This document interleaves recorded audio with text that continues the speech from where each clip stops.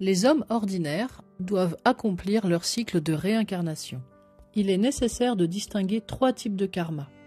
Le karma mûr, prêt à se manifester dans la vie présente sous forme d'événements inévitables. Puis le karma du caractère, qui se manifeste par les tendances résultant de l'expérience accumulée et susceptible d'être modifié dans la vie présente. Et enfin, le karma actuellement en voie de formation, destiné à influer sur le caractère futur et sur les événements futurs. Et dans la détermination même de son karma individuel, l'homme se crée des rapports avec d'autres êtres. Il entre dans la composition de groupes divers, races, nations, familles, et participe en tant que membre au karma collectif de chacun de ces groupes. L'homme engendre son propre karma. Il crée pareillement ses facultés et ses limitations. Il reste toujours lui-même, âme vivante, douée du pouvoir d'accroître ses facultés ou de les amoindrir, d'élargir ses limitations ou de les resserrer. Lui-même a forgé des chaînes qui le lient. Il peut les limer jusqu'à ce qu'elles tombent ou les river plus étroitement encore. Lui-même a construit la maison qu'il habite. Il peut à volonté l'embellir ou la laisser tomber en ruine ou la reconstruire. Ainsi, nous sommes tous maîtres de notre avenir. Quelque entravés que nous puissions être dans le présent par les résultats de notre passé. La pensée est le facteur le plus puissant dans la création du karma humain. Et telle est la loi, elle remet totalement entre nos mains l'édification de notre caractère mental. Si nous construisons bien, l'avantage et l'honneur nous en reviennent.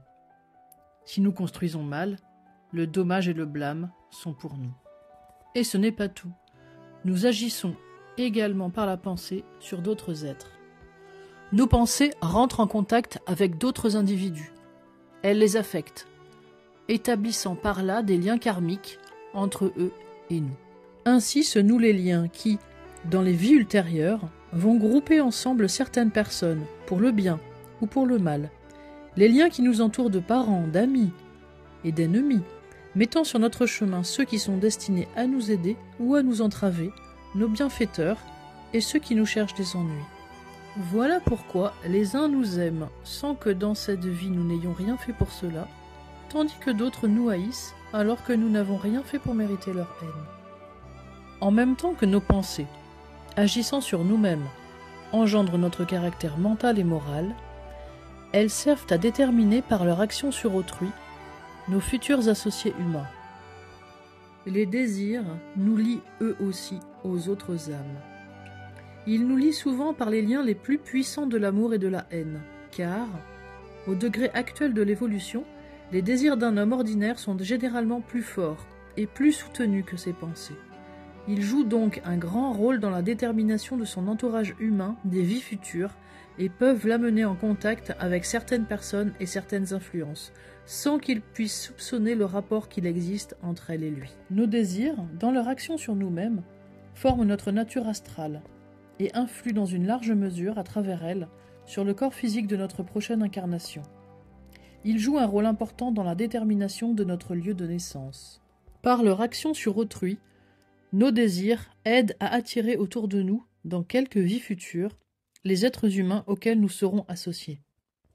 L'entourage matériel favorable ou défavorable dans lequel nous venons au monde dépend de l'effet que nos actions passées ont exercé en répandant le bonheur ou la misère parmi les autres êtres.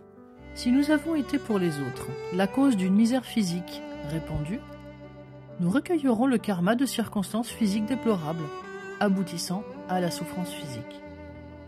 Et si nous avons donné aux hommes le bonheur matériel, au prix de nos richesses, de notre temps ou de nos efforts, cette action nous revient sous forme de circonstances heureuses, tendant à notre bonheur matériel.